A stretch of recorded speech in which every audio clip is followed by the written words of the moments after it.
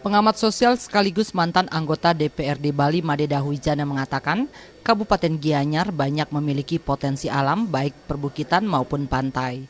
Jika potensi itu dikembangkan maka tak kalah menariknya dengan kabupaten lainnya di Bali. Mewujudkan hal tersebut memerlukan keseriusan pemerintah untuk melakukan promosi, inovasi, dan pengembangan.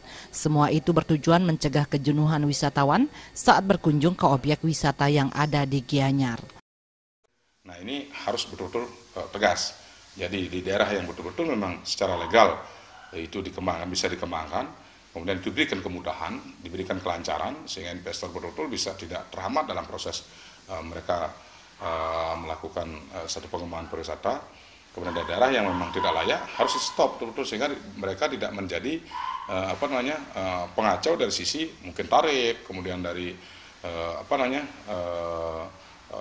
marketing dan sebagainya, semua akan dikacaukan. Kejelasan berkaitan dengan regulasi, kejelasan tentang di mana tempat itu, ini informasi harus diberikan. Jadi detail tata ruang dan zona-zona itu harus betul-betul disampaikan kepada publik sehingga atau bahkan calon investor sehingga mereka benar-benar mampu mempersiapkan diri untuk dalam rangka ikut membangun di Gianyar.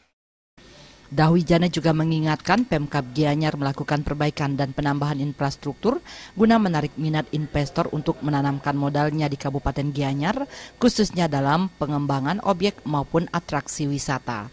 Supiatna dan Yudi, Bali TV.